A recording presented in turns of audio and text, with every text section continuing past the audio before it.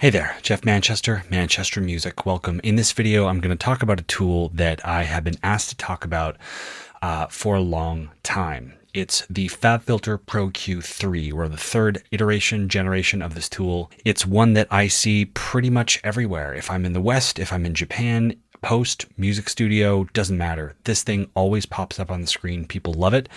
And when I say people have been asking me about it for a while, it's because I use a plugin from iZotope called Neutron. I use that EQ a lot. I know it very well. It's no surprise. I work for iZotope, so people tend to go for the things that are familiar to them, that they know well, that just gets the job done regardless of hype or heritage. This plugin has a lot of, the Fabfilter one has a ton of hype. So I got my hands on it and I want to talk about the plugin in this video in a very in-depth way, almost kind of reviewing it, walking through the critical features, the bells, the whistles, the weaknesses, and the strengths as well. So let's get into it. Decays so beautifully, the spectra.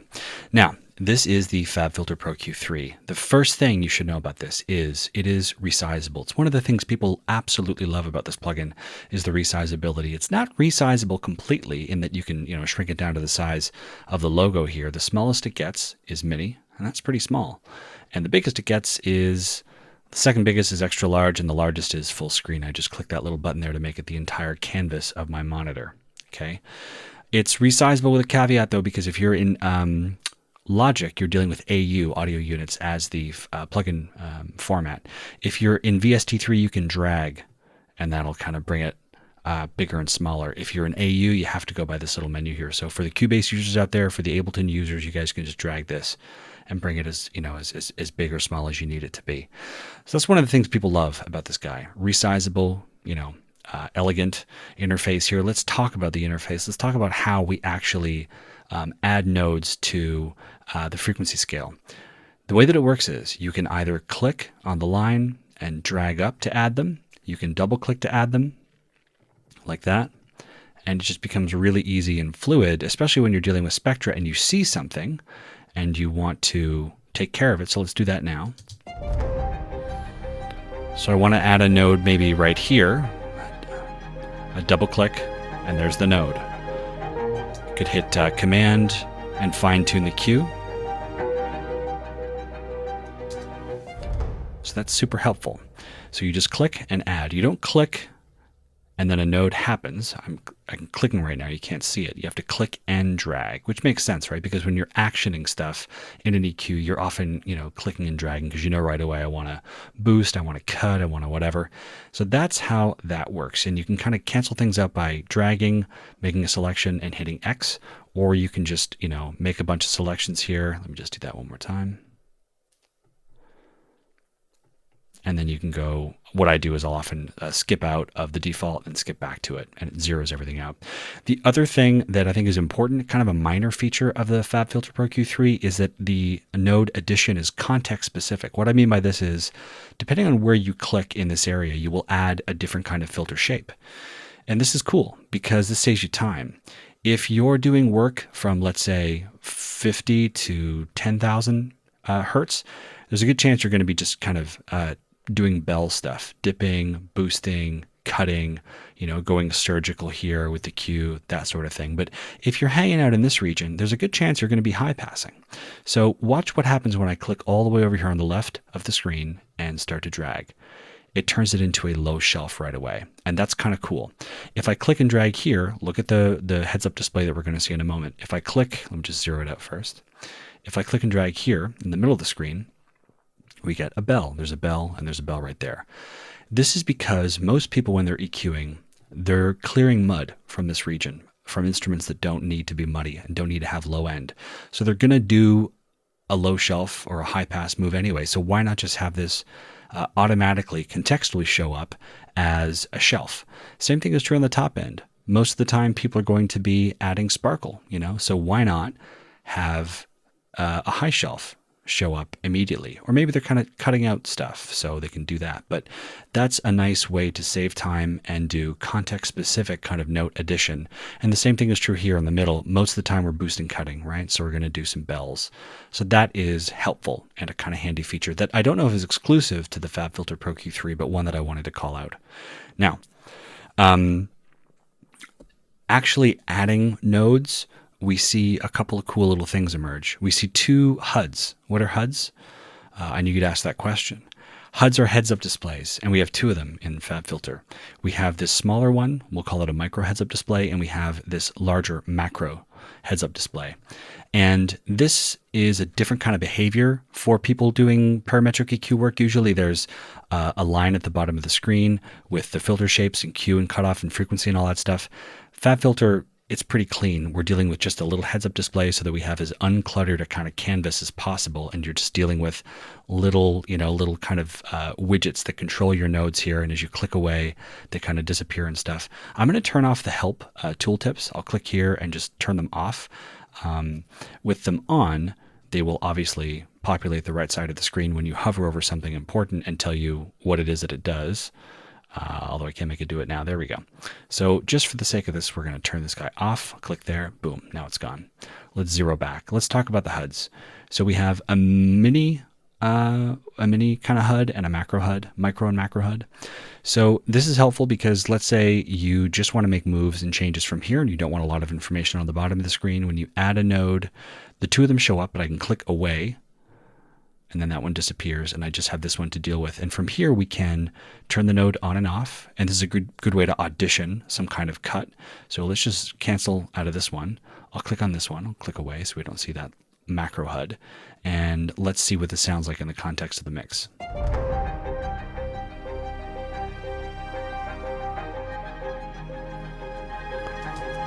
It's a nice way to just kind of audition a change. And let's bring that up again. We can change the shape. So we can change from these shapes down here. We have bell, we have shelves, we have high cut, low cut, notches, and a couple new little features, new shapes exclusive to the Pro Q3, a shelf and stuff like that. And we have frequency information here. As we slide around, we can see those values change as we go up and down in the from left to right here in the scale. Tells you how many you're going up or down in decibels, right?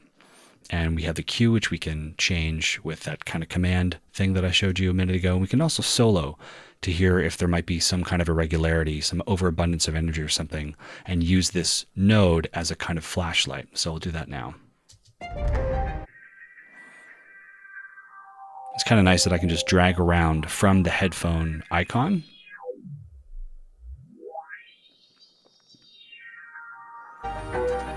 So that's kind of cool. We can do all that from this node. But if we go to the bottom macro, the kind of larger HUD, we have a more sophisticated set of controls. We can turn things on and off like this, just like we did earlier. We can get a bit more of a visual and a naming structure here in the band shapes, which is kind of cool. So now it's flat tilt, tilt shelf, band pass, notch, high cut, blah, blah, blah, blah, blah. We can move things around from here. So we can keep our mouse down at the bottom of the screen and just keep our eyes on what's happening in the spectra as we move.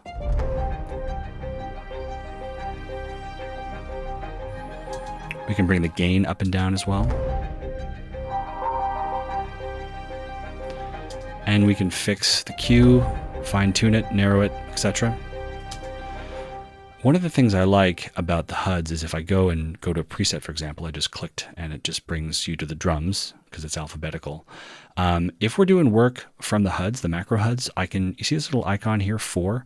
I can click around and you'll see that we're able to go and control the nodes without actually moving and clicking on them from the heads-up display, which is kind of nifty. So you'll see that the color of the macro heads-up display changes to represent what node that you're working on. So green is green. That's our node here at, where is it? 100 hertz. And then we can go over here. Now we're dealing with this kind of purple node, which is kind of cool. And we can make moves. And it's just nice and kind of fluid and consistent. And that's pretty handy. We also have, that's the one thing that kind of annoys me. It'll kind of jump over when you mouse over. So let's say we're over here and we do some work and we're like, I want to add this and boost this. And then you kind of go away and it shifts on you, which is kind of annoying, but whatever. Just keep your mouse in this field of the macro HUD and it won't do that. The thing that people really love about Fabfilter, and I'll get to this now, is the fact that you can add channel-specific nodes to your track or master bus, wherever you have the Fabfilter on.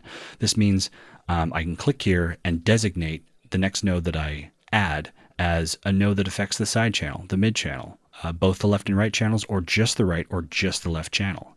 So here's how it works. Let's add a new node, and we're going to go over here and designate it as a side node. So now we're just affecting the side of the sides of the audio.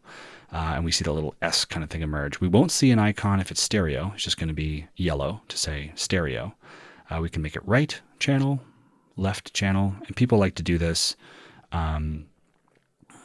I find mid-side and left-right work is more for kind of surgical EQing. I'm pretty good with just stereo, but for if people want those options, they can get them here, which is pretty nice. And one of those things that Fabfilter's EQ does really well and is beloved for, in addition to the whole like interface and resizability, people really love that they're able to do this.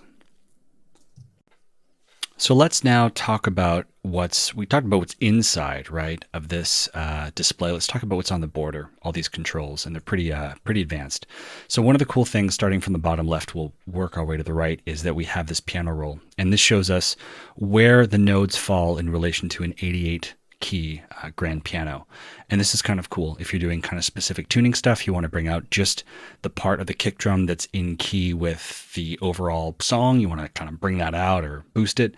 And of course, you'll see that we have blue corresponding to, in this case, this note here, and then this kind of lighter green band 6, G1 and then G2. If we want to drag the nodes around to correspond very specifically to a certain note, if it's on the wrong one, we can just drag the node like this and then just have it kind of map and lock on to the piano roll. So that's kind of nifty. Now, if you're so inclined to control the Pro Q3 from a surface of some kind, with a fader or a potentiometer, you want to go to MIDI learn, and then you would basically click it and then roll the pot or bring the filter up and down, or sorry, the fader up and down of what you want to control, a node or whatever, and then it'll kind of learn that, and you can kind of map things to controls on your surface, which is, cool if you want to do that. I never do that. I'm kind of cool just using my finger and my trackpad and boosting and cutting that way. But if you're so inclined, there you go. I'm going to turn the help tooltips on here for the next one because we have 3 modes here: zero latency, natural phase, and linear phase. You'll want to go to the documentation to understand what these modes do in terms of their impact to your EQ work, and just kind of read what you need and what you're going to be getting out of them, because depending on the activity you're pursuing, one processing mode might be more beneficial than another. I usually leave things on zero latency mode personally, but a lot of people love linear phase, although that can introduce a little bit of latency or pre-ringing. Fabfilter have great videos on their website about all these modes, what they do, and how the behavior of the EQ is affected and the sound in turn is affected depending on the mode that you choose. So I'm just going to turn the tooltips off. We'll leave this here on zero latency mode, as that's what I kind of prefer using. So here's where we get into the bells and whistles. We have this analyzer here, and we have a bunch of different features going from left to right. And this is kind of the guts of like the cool stuff of the Pro Q, I think. So first of all, we have the pre and post, and this is a good way for you to keep track of the changes that your EQ moves are making on your track or your master bus or whatever. If I turn them both off and play some audio, we're not going to see anything.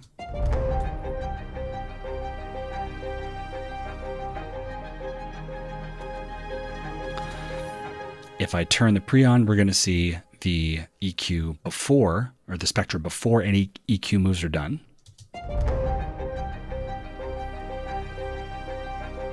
If I turn the post on, we'll see after EQ moves are done. And notice how you don't see any changes, right? We see this gray, and then we see this gray, and then we see this trace outline in white representing our moves after. Now, why don't we see any changes? Why does it look the same? It's because we're not really doing anything to this EQ. So let's do something. Let's cut here and let's boost here.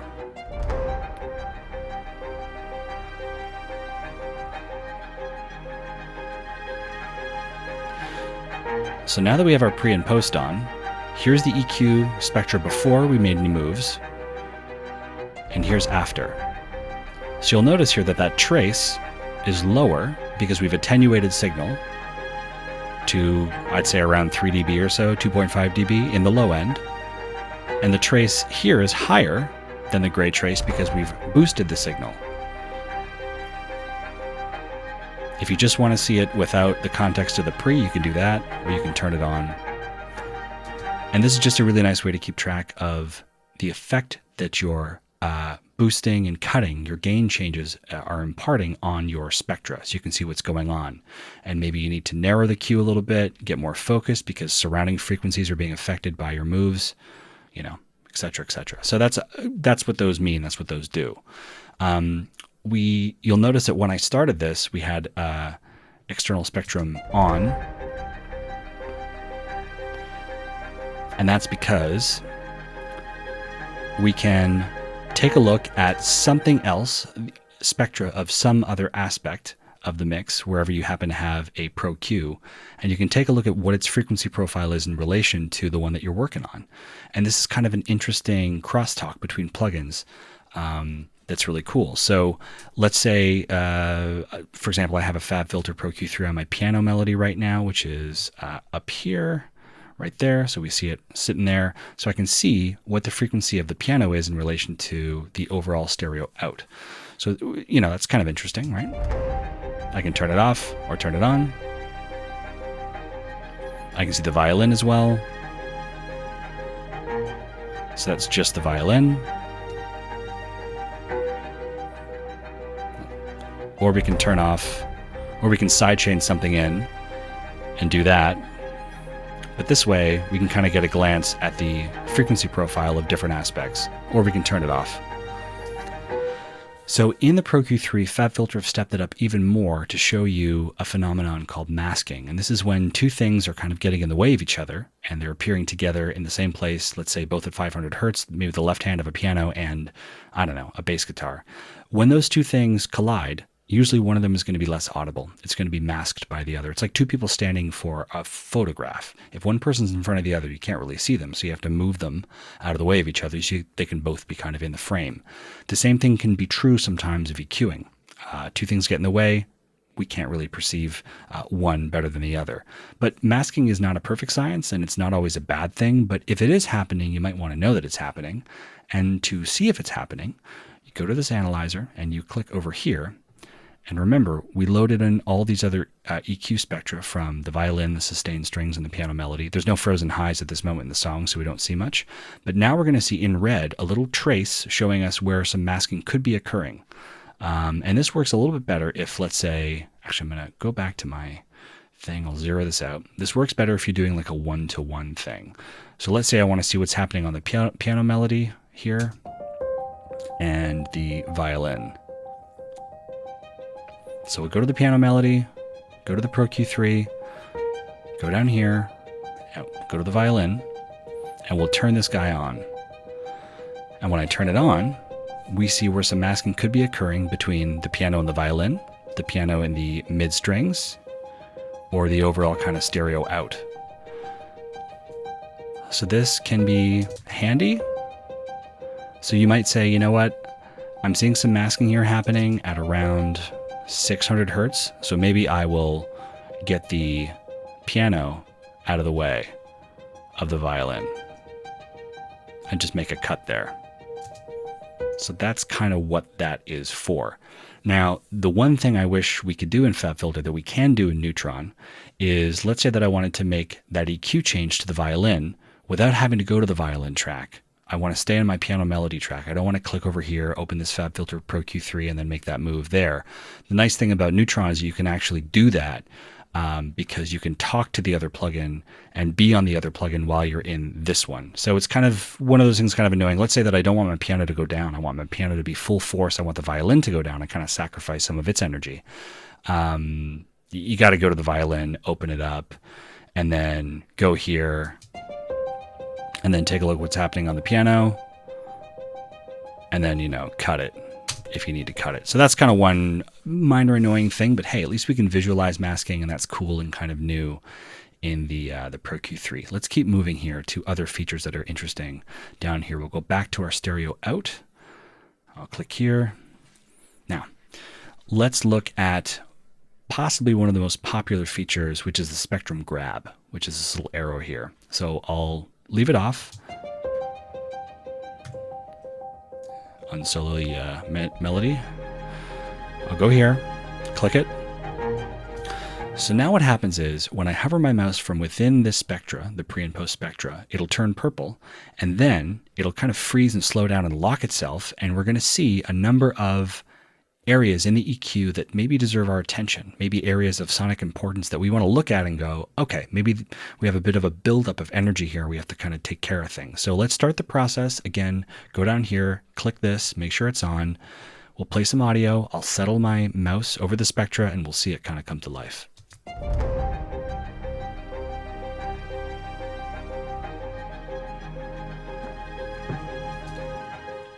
So now we see that at 151, 790, 1733, and 5.9 kilohertz, these are areas that, the plugin is telling us you might want to take a look at. Again, it's not a perfect science, but it's saying we're seeing a little bit of energy here. Do you want to come in and cut? And you can do that like this.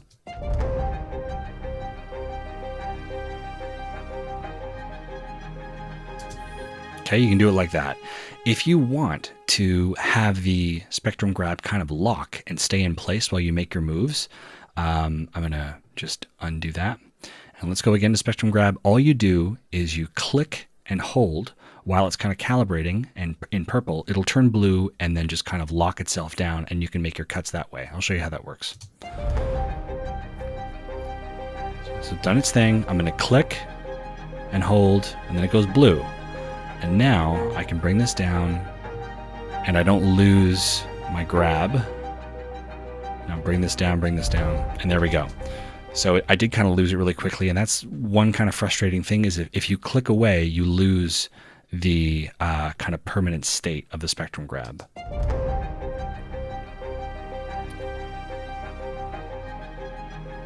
So you got to be very specific with your clicking. I messed it up. That's one kind of annoying thing. It is a new feature, not to freeze the spectrum grab, but that little thing showing you, hey, you might want to take a look at these little areas. That's new, and that's really interesting, and probably very helpful to people who are new to EQing and not really sure what to do. It's kind of like a suggestion going, hey, take a look at this, see if you want to take this down.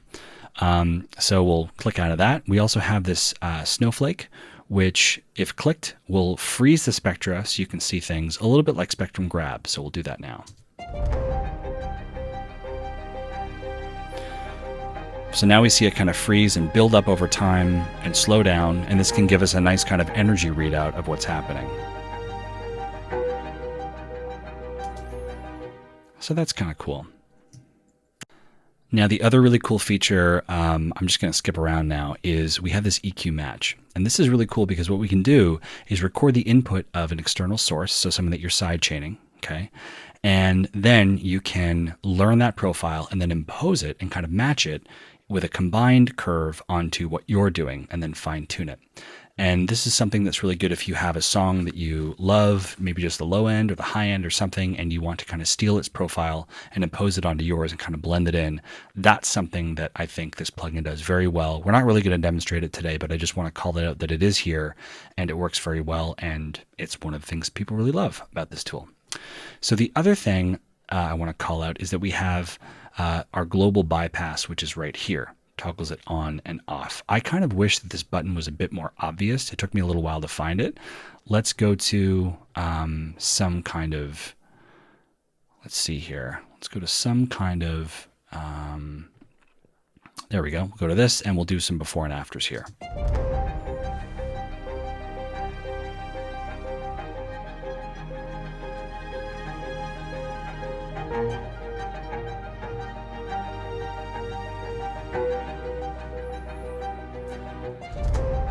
So it's just a preset. It's just enhancing the low end and the top end of the left and right channels exclusively. And that, can be something that you want to do. But anyway, the bypass is right here, and that's kind of cool. Let's go back to the default.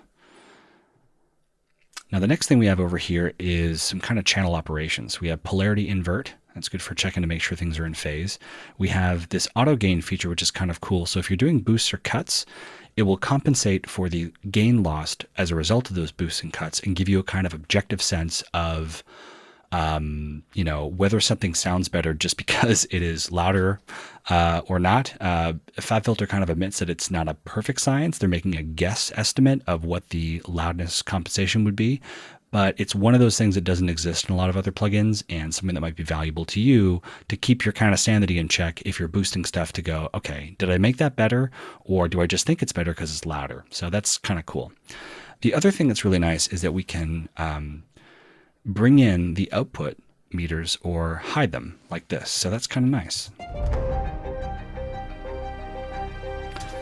And I think this is because people really value their real estate here, their screen real estate, and anything that we can do to make to have fewer things on the screen moving and dancing around is good. So you can hide it, or have it show up. We have panning over here. Sorry, output level is over here, the overall output level of the plugin, and we have panning as well, left and right. So those are some kind of interesting features. Now the next thing is a special new feature of the Pro Q3, and that's dynamic behavior of the nodes themselves. So for those uninitiated, when you make a node dynamic in an EQ, you kind of turn it into a compressor that either expands and boosts signal above a certain amount or area in the spectra, or it cuts and attenuates signal in a certain region. I'll show you how this works. So let's play some audio. And let's say we wanted to cut right at this area here, because we see it's kind of jumping out of control. I could bring the node down. I could fix the Q a little bit. We'll just leave it looping here. And now I can click and drag, and I've made this node dynamic now. So it's dipping and cutting that signal, and we can view our threshold controls over here and have the band operate, I guess, more aggressively or less aggressively, depending on, how much signal it's reacting to start moving and changing. So when I bring it down, it's very aggressively reacting because we're flushing a lot of signal into it. Otherwise here, it's just kind of dipping every time it crosses that threshold. And we can do the same thing by turning it into somewhat of an upward expander. So let's say we want to bring in a shelf here. And we want it to dynamically respond to signal. So now we're just boosting the low end, right?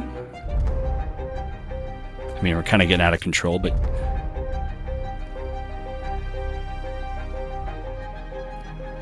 so it just kind of warms things up and boosts them. And we see in our pre and post analyzer that we have a pretty generous boosting of signal here. So it almost sounds like thunder clapping down. So you can get really crazy with this. And one of the things that I love is in the presets, we have dynamic specific presets for drums, EDM, instruments, the whole mix, or vocals. And this is kind of cool. It's a good way for you to kind of control areas that are, maybe getting out of hand, like sibilance, or boost stuff that's really interesting and maybe rich, like a voiceover in a presenter on a podcast. You want to bring up the low end a little bit dynamically, you can do that. And these presets are also a great way to kind of understand how to use the dynamic stuff. So we can declutter, for example, let's say deharsh or general purpose balancing. Let's see what that does. And of course, I can drag all these in to really make these moves aggressive. Let's do a little bypass.